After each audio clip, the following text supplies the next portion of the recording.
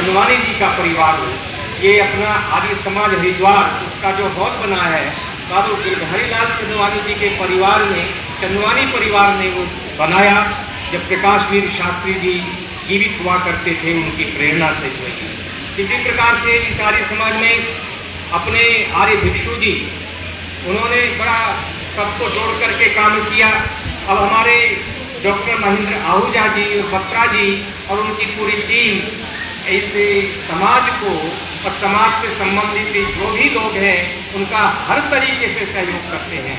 और ये जो सहयोग करना है ये स्वामी दयानंद की विचारधारा को तो आगे लेकर के जाएगा ही जाएगा, परंतु मैं ये कहना चाहता हूँ ये जो छोटे छोटे बच्चे हैं, जो हमारा भविष्य है, ये भविष्य है हमारा, इसको इसके निर्माण में विशेष सहयोग कर रहा है। मैं निवेदन करूँगा कि जितना कर रहे हैं उससे ज़्यादा ये और सहयोग इन छोटे छोटे बच्चों में संस्कार आए, उनको मिले, जिससे कि ये जो एक आबो हवा चल गई है सोशल मीडिया के, जहाँ बहुत ज़्यादा फायदे हैं वहाँ उससे ज़्यादा उसके नुकसान भी हैं। यदि इन बच्चों के जीवन की एक बाढ़ हम बना देंगे, बाढ़ कैसे, इसी तरह के आयोजन करके आर्यवीर दल के समय समय पर शिविर लगा करके या और सत्संग करके यदि इन बच्चों को ये चीज़ हम सिखा दें कि आपको ये गलत काम नहीं करना, तो ये चाहते हुए भी सोशल मीडिया पे आने वाली चीज़ों को बिल्कुल नहीं देखेंगे और उससे अलग रहेंगे।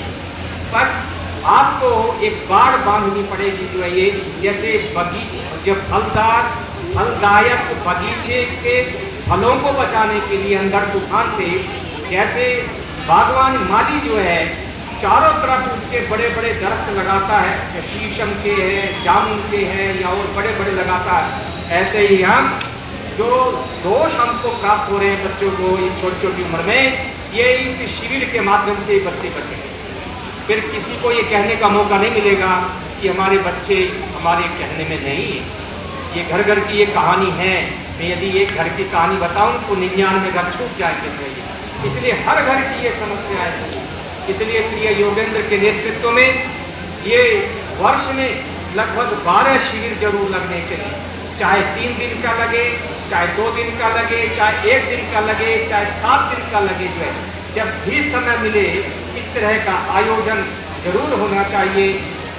आर्य समाज की एक बहुत सुंदर परंपरा रही है कि अपने आर्य समाज के अंदर तो हम साप्ताहिक सत्संग करते हैं, परंतु कभी कभी समाजों में साप्ताहिक सत्संग न करते हुए यदि हम नगर मोहल्लों में जाकर के, किसी घर विशेष में जाकर के या धर्मशाला में जाकर के सबको इकट्ठा करके जो है हम आयोजन करें, तो मैं समझता हूँ उसका ज़्यादा प्रभाव पड़ेगा। ये करना चाहिए। जब भी समय मिले जो है, जो भी हमारे समाज के प्रतिष्ठित मूर्धन्य अधिकारी वृंद हैं, चाहे डॉक्टर आहूजा जी हैं, बत्रा जी हैं, क्या और हैं, चंदवानी जी हैं, मैं निवेदन करूंगा आप लोग करते हैं जरूर, परंतु ये क्रम निरंतर जारी रहना चाहिए। जो है ये आज इस मोहल्ले में किया, आज इस कॉलोनी में किया, कल को वहाँ किया, इससे क्या होगा कि आर्य समाज के प्रति हिंदू समाज में, सनातनी हिंदू समाज में ये एक ऐसी छवि बन गई है कि ये तो मूर्ति पूजा के विरोधी हैं, ये भगवान को नहीं मानते। ये मैं आपको जो मैं देखता हूँ उसका वर्णन कर रहा हूँ। हम सबसे ज़्यादा आस्तिक हैं, परमात्मा को हम मानते हैं, राम और कृष्ण के वास्तविक स्वरूप को मानने वाले हम हैं, उनका अनुसरण करने वाले हम हैं। हम जिस बात का अनुकरण करते हैं उस बात को हम समाज को समझा नहीं पा रहे हैं। ये मेरा कहने का मतलब है कि छोटे छोटे बच्चों के माध्यम से जब राम के स्वरूप को रखेंगे, कृष्ण के स्वरूप को रखेंगे, तब जाकर के उनके माता पिता को भी समझ में आएगा कि जो बच्चे हैं वो ठीक कह रहे हैं। मैं एक उदाहरण आपके समक्ष रखता हूँ। डीएवी स्कूल यहाँ पर है, 2 डीएवी स्कूल हैं हरिद्वार के अंदर। आप समझ जानते हैं कि आर्य समाज में 2 प्रकार के शिक्षण संस्थान रहे हैं, एक गुरुकुल सिस्टम रहा, एक डीएवी सिस्टम रहा। डीएवी सिस्टम के कर्णधार थे महात्मा हंसराज और गुरुकुल सिस्टम के कर्णधार थे स्वामी श्रद्धानंद। दोनों की इकाई। आज दोनों कहाँ है, किस स्तर पर है, आप अच्छी तरह जानते हैं, मुझे कहने की आवश्यकता नहीं है। परंतु डीएवी स्कूलों में ये जो हरिद्वार का दिए गए इसमें साप्ताहिक हवन होता है। यदि आपके बच्चे भी डीवी पढ़ते हो तो आप तो जानते होंगे। पीछे उन्होंने नमामि गंगे परियोजना के अंतर्गत ये जो हमारा चंडी पुल है, अच्छा नमामि गंगे का जो प्रोजेक्ट बना हुआ है, वहाँ पर कई हजार बच्चे इकट्ठे होकर के उन्होंने शाम को यज्ञ किया था। तो उन्होंने हवन कुंड ड्रेस सारी स्कूल ने बच्चों को दी गई। तो मैं जिस कॉलोनी में रहता हूँ, मेरे यहाँ प्रतिदिन हवन होता, मैं प्रतिदिन अग्निहोत्र करता हूँ।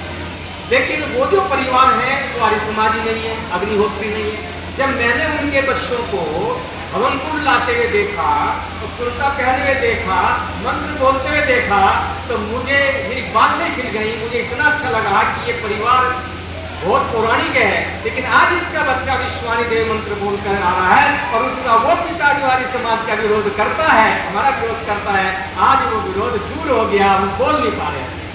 ये मैं बताना चाहता हूँ। बच्चे जिस बात का अनुकरण करते हैं, माता पिता को मानना पड़ता है। बच्चे ने एक आंसर गलत अपनी नोटबुक में किया हुआ था। मैंने बच्चे से पूछा तो गलत, बोले नहीं मेरी क्लास टीचर ने तो ऐसा ही मुझे पढ़ाया, मेरी क्लास टीचर ने तो मुझे ऐसा ही पढ़ाया है, इसलिए वो गलत नहीं हो सकती है। फिर मैं जब पेरेंट्स मीटिंग होती है, मैं गया, मैंने धीरे से उनको कहा कि बोले हाँ ये गलत, मगर ये मेरा बच्चा ये कह रहा है कि मेरी टीचर गलत नहीं हो सकती है ना, इसलिए मैं तो वही मानूंगा जो मेरी टीचर ने कहा है। तो मेरा कहने का मतलब ये है, ये छोटे छोटे बच्चों के ऊपर जन्नवे भाजने लगना है, संस्कारों नान्य का भाई, ये नए कच्चे बर्तन हैं। इसलिए विष्णु शर्मा ने पंचतंत्र में कहा कि ये उस कच्ची मिट्टी के समान है जो अभी बर्तन में पका नहीं है। इस पर जैसा फूल तुम बनाओगे वैसा ही अग्नि में पकने के बाद में वो पक्का हो जाएगा, फिर मिटेगा ही। ये छोटी छोटी उम्र के बच्चे जैसा ही इनको मिलेगा तो वैसा ये बन जाएंगे। एक उदाहरण देता हूँ आपको। आपने बच्चों भगत सिंह का नाम सुना होगा, जानते ना भगत सिंह, जब नाम सुनते हैं तो जोश आता है। वो आर्य समाजी परिवार से थे, जो है सिख परिवार थे। उनके दादाजी महात्मा मुंशीराम अर्थात स्वामी श्रद्धानंद के मुंशी थे, जो कि स्वामी श्रद्धानंद मुंशीराम एडवोकेट थे, तो उनके बस्ते को संभालते थे जो है ये। तो भगत सिंह के दादा मुंशी थे, मुंशी राम स्वामी श्रद्धानंद के जो है। तो बचपन में जो दादा ने उनको पत्र लिखे, जो बात कही, जब उनका नामकरण संस्कार हुआ, जनेऊ संस्कार हुआ, तो पंडित लोकनाथ तर्क वाचस्पति ने उनका जनेऊ संस्कार कराया। और आप जानते हो पंडित लोकनाथ तर्क वाचस्पति कौन थे? कोई बताएगा कौन थे? जिन्होंने पूजनीय प्रभु हमारे भाव उज्ज्वल कीजिए ये गीत, ये प्रार्थना लिखी थी जो है। अंत में आता नाथ करुणा रूप करुणा, और नाथ लोकनाथ तर्कवाची। और ये राकेश शर्मा के दादा थे, ये जो आकाश में गए थे, जो आज ये जो हमारा शुक्ला गया है ऐसे जब गए थे, तो इंदिरा गांधी जब किए, राकेश शर्मा के दादाजी थे। तो उन्होंने जनेऊ संस्कार करवाया था, और उस समय जनेऊ संस्कार करते हुए जो बात उन्होंने कही, और उनके दादा ने ये प्रतिज्ञा की, मैंने इस बच्चे को जो है अपने देश के लिए समर्पित कर दिया। और जब भगत सिंह की माँ ने ये कहा कि तेरी शादी के लिए हम लोग कर रहे हैं, तो भगत सिंह ने पत्र किए, लिखा बेबे बाबा दादा ने तो इस समय मुझे देश माँ के लिए समर्पित कर दिया था। छोटी सी उम्र का था वो बच्चा। कहाँ भगत सिंह, दुनिया उसको याद करती है, हम सबकी बड़े श्रद्धा से बाबत है। तो ये संस्कार हैं जो बचपन में मिलते हैं, और वो बड़ी आयु तक रहते हैं, जब तक वो जीवन रहता भूलता नहीं। यहाँ पर बहुत से बुजुर्ग बैठे थे। आप याद करो जब भारत का विभाजन नहीं हुआ था, चंदवानी जी यहाँ है, बत्रा जी यहाँ है, और भी बड़ी उम्र के होंगे, उनको अपने बचपन के दिन याद आते होंगे जब वो पाकिस्तान, आज के पाकिस्तान में थे। आप भूलते नहीं। मैं कई लोगों को जानता हूँ, अपने उनको याद करते हैं, अपने उन व्यवहार को याद करते हैं जो उनके यहाँ आते थे। जो है ये स्वामी वेदानंद वेदवागी वहाँ जाते थे, जो है ये नारायण स्वामी जाते थे, बहुत सारे प्रचार के लिए उनकी घटना सुनाते। तो बचपन उनका वहाँ का था, इसलिए वो भूलते नहीं। ऐसे ही ये बच्चे भी जब धीरे धीरे बड़े होंगे और जब ये अच्छे उसमें जाएंगे कहेंगे कि हमारे गुरु जी ने, हमारे आर्य समाज में तो ये होता था, ये आप गलत बोल रहे हैं। एक घटना और बताता हूँ आपको। एक पुरोहित जी मंत्र अशुद्ध बोल रहे थे। जो अशुद्ध बोल रहे थे वो, तो बच्ची कहने लगी, पंडित जी तो गलत बोल रहे हो आप। बोले तुम्हें कैसे पता? कि मेरे पिताजी रोज बोलते हैं मंत्र जो है ये, मेरे पिताजी रोज बोलते हैं और आप अशुद्ध बोल रहे हो जो है ये। तो ये चीज संस्कार से आती है। और आर्य समाज में आकर के तो बच्चा तर्क वाला हो जाता है, तर्कशील होता है।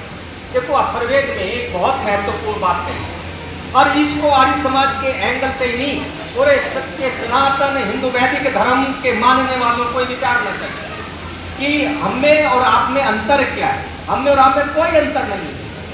अथर्ववेद का ऋषि ये कहता है कि मूर्धानमस्य संसिद्ध्य अथर्वा हृदयं चय। अपने इस मूर्धा को, अपने इस तर्क शक्ति को, अपने हृदय इस भाव जगत के साथ में सिलो मिला लो। आप कहोगे बड़ी विचित्र बात है। विचित्र बात नहीं है, समझने की बात है। जो आज का हिंदू सनातन अपने को कहता है वो केवल भाव जगत के साथ में संबंध रखता है, विवेक के साथ में उसका संबंध नहीं है। और जो आर्य समाज का व्यक्ति है उसका विवेक के साथ में ज्यादा संबंध है, भाव जगत के साथ में उसका थोड़ा संबंध है। तो इतना ही अंतर है। अब आर्य समाज में आकर के व्यक्ति कहेगा भाई तुम एक तो मूर्ति पूजा कर रहे हो, भाई इससे क्या फायदा जो है, आप इसमें ये ऐसा कर रहे हो, ये मूर्ति को तो मिलता नहीं। स्वामी दयानंद का तो जो है ज्ञान यहीं से हुआ, जो है चूहे जो है उससे नैवेद्य को खाने लगे थे। तो जब आएंगे तो ये लॉजिक है। अब ये जो लॉजिक है, कोई ढूंढेगा कि ये किसी का सिंबल है, प्रतीक है, तो कहेगा कि ये तो असली कैलाश तो कैलाश पर्वत पर है। तो मैं कहेगा तो मैं कैलाश पर्वत ही जाऊंगा ना जो देखने के लिए। ये दृष्टि क्या है? ये स्वामी जी की दृष्टि है हमारी समाप्त कर। और जो उनकी दृष्टि है वो यही मानता है कि नहीं ऐसा ही है। स्वामी जी ने इसके 16 उदाहरण दिए। मूर्ति पूजा के हानिकारक 16 प्रमाण स्वामी जी ने सत्यान प्रकाश में दिया। 16 दोष। उसमें एक दोष ये दिखाया है कि सोमनाथ के मंदिर का जब गजनवी ने, ये गजनवी नामा में लिखा है, उसने मोहम्मद गजनवी ने अपनी पुस्तक गजनवी नामा में लिखा है कि हम तो कुछ सौ लोग थे, वो हजारों वहां देख रहे थे, हम उसको तोड़ रहे थे और उसमें लाखों हीरे जवाहरात थे जो ये, और वो डर के मारे कांप रहे थे। और गजनवी नामा में लिख रहा है यदि वो हमें एक एक पत्थर भी मारते तो हम मर जाते। इसलिए स्वामी जी ने एक तर्क दिया जो ये कि ये जो तर्क है, जो विवेक है, इसको अपना श्रद्धा बनाओ, अपना भाव जगत के साथ में जोड़ो। हिंदू सनातन धर्मी लोगों, ये आर्य समाज की देन है। मैं कितना वर्णन करूं आपको जो है, मेरे इस समय जीवा पे बहुत सारी बातें आ रही हैं, लेकिन समय की अल्पता है। ये भूख का समय, छोटे छोटे बच्चे भी जो है वो अच्छे पकवान बनाए होंगे, जो मुझे ऐसा लगता है जो ये इसका महक आ रही है। ये मैं इस 29वें जन्मदिन की पूर्ति होने पर मैं प्रिय योगेंद्र मेधावी को बहुत बहुत शुभकामनाएं देता हूँ। इसी प्रकार से आप निरंतर जो है अपने इंद्रत्व को बढ़ाते जाओ।